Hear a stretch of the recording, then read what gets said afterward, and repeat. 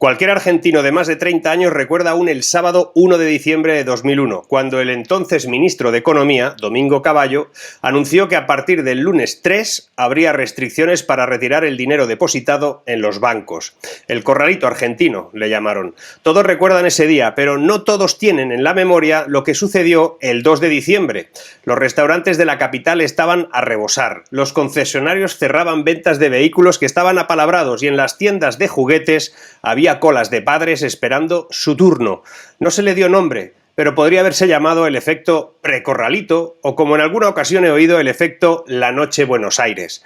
Estás leyendo y escuchando que el turismo recupera su esplendor en esta Semana Santa, que el turismo recupera los niveles previos a la pandemia y que se ha iniciado el principio de la recuperación real del sector y, por derivación, la recuperación de la economía. No te voy a negar que eso es una buena noticia, ver a la gente consumiendo, viajando y con sus establecimientos llenos de turistas, pero ¿es todo tal y como te cuentan? Quédate hasta el final porque hoy vamos a ver los riesgos que tiene tratar las noticias como si de un cuento de Disney se tratara y no aportar el más mínimo sentido analítico a los datos que tenemos. Lo dicho, dale al like, comenta en las pausas publicitarias, suscríbete y quédate porque lo que hoy voy a contarte también te interesa.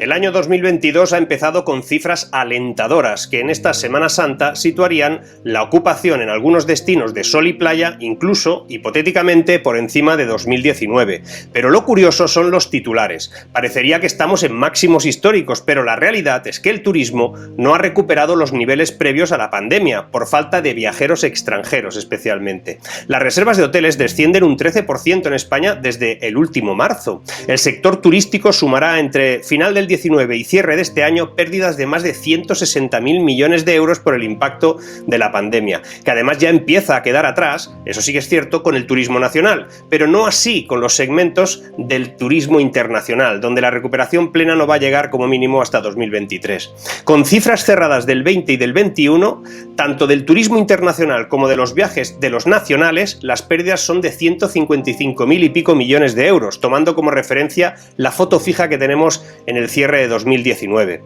Todo eso en 2020 y 2021 se han evaporado de las zonas turísticas españolas más de 120 millones de viajeros extranjeros a los que habrá que sumar otros 12,5 que según el Ministerio de Industria, Comercio y Turismo van a dejar de venir este mismo año, por lo menos respecto a 2019.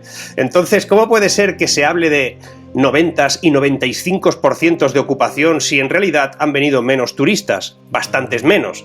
Básicamente por una trampa al solitario. Barcelona, por poner un ejemplo, cuenta con un 17% de los hoteles aún cerrados. De los que quedan abiertos en la ciudad, esos tienen un 85% de ocupación. Obviamente, si comparamos con 2019, la ocupación real sería muy menor. Y es que no todo el parque hotelero español afronta estas semanas claves, la Semana Santa, con las puertas de sus negocios abiertas. Según los últimos datos de la encuesta sobre coyuntura turística hotelera del INE, referido al mes de febrero, nuestro país todavía tiene 1.111 hoteles activos menos que en el mismo mes de 2020. Las cifras estimadas por el organismo estadístico muestran un retroceso que no termina de subsanarse en lo referente al número de plazas hoteleras y los datos de empleo. Concretamente, nuestro parque hotelero nacional cuenta con unas 107.000 habitaciones menos que hace 2 años, una brecha que se puede traducir en una bajada del 9,03% respecto al total de hace 24 meses. Por su parte, los trabajadores hoteleros activos han reducido un 16,92% con respecto a hace 2 años. Son 136.000 personas menos, y la excusa en muchos casos cierta es que muchos de esos 1.111 hoteles están en obras para afrontar con garantías el verano. Y además también preocupa la cuestión de la rentabilidad, aún más mermada pese a que la industria turística tenga una buena Semana Santa. Los índices de facturación hotelera alcanzados hasta ahora están todavía muy lejos de los escenarios anteriores a la pandemia. El coste salarial está mermando la capacidad de contratación. Por ejemplo, los hoteles de Alicante buscan 2.000 trabajadores que no quieren trabajar por el salario mínimo interprofesional, el convenio derivado o sin adecuarse a la reforma laboral. Y es que los hoteleros aseguran que hay plantas cerradas por no poder limpiarlas. El convenio colectivo para las empresas grandes, las que tienen más de 10 trabajadores, estipula que un 72% de las jornadas de la plantilla tiene que ser fija, mientras que el resto normalmente se cubre con personal eventual. Ahora eso es inviable. No se puede garantizar empleo fijo al 72% de la plantilla tal y como están las cosas y con la incertidumbre que hay. Pero a los que no han abierto y tienen intención de hacerlo, hay que sumar que en el sector hotelero hay todavía 1.000 negocios cerrados y 30.000 empleos destruidos que no van a volver de momento, por lo menos hasta verano, que será el gran examen. Semana Santa no sirve para medir cómo están las cosas, pues la oferta y la demanda se concentran en muy pocos días. Y llevo tiempo diciendo que la crisis sanitaria va a ser la mayor evidencia de que nuestra economía, la española y la europea, no están en el partido. Depender como hemos dependido del turismo es muy peligroso, sobre todo cuando el debate se cierne sobre la preocupación o la esperanza, entre el optimismo y el pesimismo. Este vídeo es crítico, analítico y en unos minutos solucionista para que luego no digan. No veo en los datos actuales nada que me haga pensar que vamos bien. Es puntual, es un rebote, es un efecto. Veo con preocupación que no se ha hecho nada por cambiar nuestro motor económico. Por eso el turismo se puede leer desde la preocupación o desde la esperanza, pero quizá también esas dos ideas están equivocadas y la forma correcta sea la de la transformación.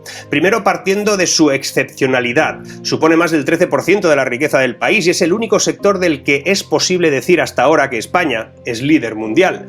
Pero como todo en la vida, cuando todo cambia, el que no cambia pierde. Y llegan tiempos de cambio que ya se apuntaban antes de la crisis sanitaria. Un turismo más selectivo, de mayor calidad y con un nivel de gasto muy elevado. Algo que implica cambios profundos que no se han llevado a cabo y lo vamos a pagar en calidad y en cantidad de empleo. Sobre todo en cantidad aportada al PIB y en garantías de futuro. De momento no hay mucho estímulo público a que eso se generalice. De momento todos son titulares acerca de la recuperación turística, que ya ha empezado, fondos europeos que deberían mejorar la conectividad, la movilidad, las infraestructuras y que de momento se están quedando en hazte una página web nueva, mientras se inicia una transición hacia otros motores económicos, algo que no va a suceder por ciencia infusa. La importancia de este sector en determinadas regiones es clave, pues son zonas donde la pérdida de turistas empobrece profundamente a toda la población. Podemos decir que el sector funciona como un ecosistema. Si uno de los elementos falla, el turismo entra en dificultades y ahí el estrato financiero resulta esencial. Se está pasando de un problema de liquidez a otro de solvencia. En muchos casos las empresas ya no se pueden endeudar más y hay que buscar otras fuentes alternativas de inversión y toda la ayuda que el gobierno tiene previsto aportar son más créditos disponibles. La transformación pasa por la digitalización, la venta directa, una evaluación nueva de los precios, una gestión mucho más proactiva en la captación de los clientes y su fidelización, la atracción del talento, el trabajo eficiente con los proveedores, incorporar la sostenibilidad como valor estratégico y sobre todo pivotar los activos y enfocarlos a nuevos usos. En el fondo, es una reivindicación del concepto injustamente denostado del sol y playa. Hay que cambiar lo que eso significa, una visión nueva. ¿Dónde está el turista? ¿Cómo lo capto? ¿Cómo lo traigo? ¿Cómo lo fidelizo? ¿Cómo lo vinculo a mi país? Eso es lo que está cambiando. Cambia lo que es un país desde el punto de vista turístico. Por ejemplo, un sueco, danés o inglés. Le da igual donde teletrabaje. Imagina que le hacen una oferta que venga 2 meses a España en unas instalaciones que ya están preparadas para trabajar, con el clima español y con un horario que le permite disponer de su tiempo a partir de las 5 de la tarde. ¿Cuántos vendrían a España? Joder, casi todos. Resulta fácil intuirlo. Sin embargo, no es una transformación que se pueda efectuar de un modo rápido. Y aunque sin duda el turismo va a volver a ser el motor económico de España en términos brutos, otra cosa va a ser la transferencia a la economía real que eso pueda tener. La respuesta debe contestar a otra pregunta. ¿Cómo es el viajero del siglo XXI? ¿Qué experiencia y qué enriquecimiento personal le ofrecen los destinos tan diversos que hay en España o en cualquier otro país?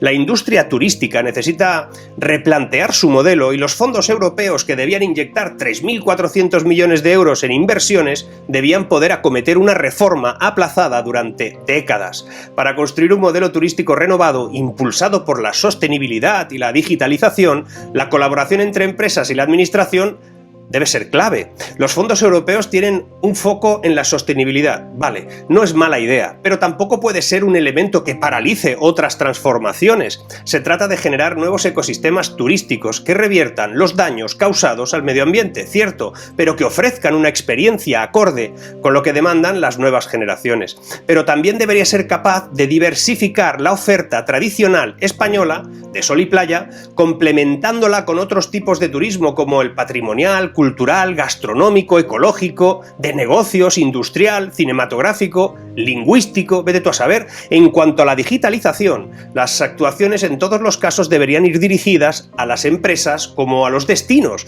en un modelo de colaboración público-privada que no nos iría mal, que además normalmente funciona bastante mal. No hablamos de mejorar una web, se trata de incorporar analítica de datos, sistemas expertos de inteligencia artificial, automatización de procesos, seguimiento de blockchain de múltiples elementos de la cadena de valor, seguridad u otras cosas, no sé. El cliente ya no es el mismo, aunque este espejismo de Semana Santa lo está disimulando bien. Ya no piensa igual ese turista, no tiene la misma edad, no hace lo mismo, no come igual y no tiene el mismo dinero. El cliente actual es un cliente que vive en un entorno de inflación, subida de tipos, empleo artificial e inestabilidad geopolítica. Ese cliente es distinto por narices. Ahora lo que está sucediendo es que el sector no ha subido precios, no ha trasladado al cliente el sobrecoste de la inflación que sí les afecta. Están priorizando la reactivación de la demanda con una oferta de escaso margen de beneficio, algo que no se podrá mantener en verano, por cierto. Y además esto pasa en todos los destinos. Esto lo están haciendo también todos los países y todos los competidores. Y aquí viene el problema más importante y que se debería atender urgentemente, que no hay tiempo. El tamaño de nuestras empresas y su falta de experiencia en escenarios de demanda restringida para captar al cliente directamente se convierte en una amenaza para nuestro modelo de turismo futuro si no hacemos nada para ayudarlas.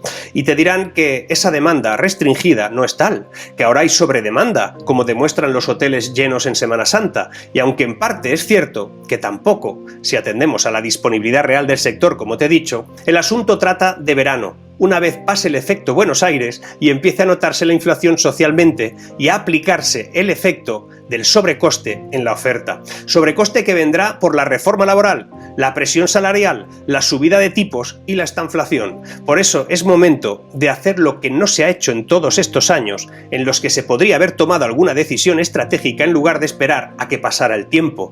Debemos ofrecer un valor diferencial a esas nuevas generaciones que quieren consumir sin remordimiento, aportando un valor a la sociedad, sin perjudicar el medio ambiente, con una garantía de seguimiento y calidad que ofrece la tecnología y que sea capaz de aportar elementos de valor añadido, un servicio humano excelente y una aportación al tejido social de la zona en cuestión. Los fondos tenían que ayudar a diseñar ese nuevo modelo de futuro a partir de dos palancas, la sostenibilidad y la digitalización, pero ambas son solo el medio para conseguir el cambio de mentalidad que genere un nuevo modelo de turismo en cada destino.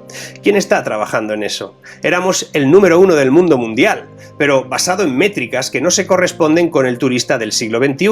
Y el reto es acometer una profunda transformación del modelo tradicional y acompañarlo de lo que incorpora valor al turista final, esa oferta complementaria que da sentido al viaje. ¿Quién es el turista que vendrá en el futuro? La respuesta es el que queramos, pero para eso hay que currárselo mucho y de manera estratégica, sin perder demasiado tiempo, por cierto. Debería ser una respuesta a un turista que está conectado en todo el proceso, desde la búsqueda de destino a la experiencia del viaje, el regreso y la ansiada fidelización. El viajero también desea una interacción sencilla y eficiente con los agentes a lo largo de todas las etapas del viaje, desde la elección de su destino hasta su regreso. La digitalización facilita las comunicaciones y transacciones con el cliente, mientras que el análisis avanzado de datos y la inteligencia artificial pues permiten personalizar productos y servicios y así crear experiencias únicas que atraigan y fidelicen al viajero.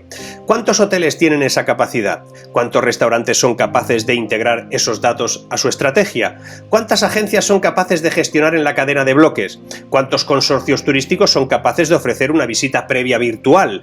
¿Cuántas administraciones están en sintonía de ayuda y estímulo? ¿Cuántos cargos públicos vinculados a la que era la principal industria de este país realmente saben algo de esto? ¿O han trabajado más de 6 meses seguidos en su vida antes de sentarse en el sillón de alcántara en el que están? Y aquí la cuestión sería si son suficientes 3.400 millones para reformar la industria turística. Yo creo que no, pero el problema no es la cantidad, ni tan siquiera si son capaces de gestionarlo, licitarlo u otorgarlo, que eso ya es otra tarea. Lo importante es que eso no debe destinarse a lo sostenible y a lo digital como el que compra un póster bonito en el rastro. Y ojo, con no hacer nada porque este mes y este Jueves Santo no queda ni una mesa libre en ningún restaurante, ni una sola habitación de hotel libre. Ojo con eso, aunque es una gran noticia para el sector, para la economía y para tomarse un respiro de malas noticias, estaría bien andarse con ojo. Un ojo que precisa de atender a la transformación sin pausa. Esperar un mes es perder cientos de miles de turistas a medio plazo y millones a largo. Una transformación que va a pasar por una digitalización masiva del sector, que nos permita abrir una ventana al mundo y así no ser tan dependientes de intermediarios que pueden no tener incentivos para atraer turistas a España y llevarlos a otros destinos por temas de rentabilidad y que de alguna manera nos va a hacer más débiles. Deberíamos de corregirlo. Recordemos que la inflación, los tipos de interés, la cantidad de inversión y el empleo no se va a comportar bien en los próximos meses y eso exigirá ponerse en marcha ahora para contrarrestarlo. Como siempre, aquí damos una visión menos básica a las cifras. A veces, como hoy, esconden cosas buenas, pero también, como hoy, esconden acciones urgentes a tomar en cuenta. Por eso, infórmate, analiza de modo crítico y alcanza tus propias conclusiones. Ellos intentan que no lo hagas, que sigas en el modo emoji. Por eso, aquí, seguimos.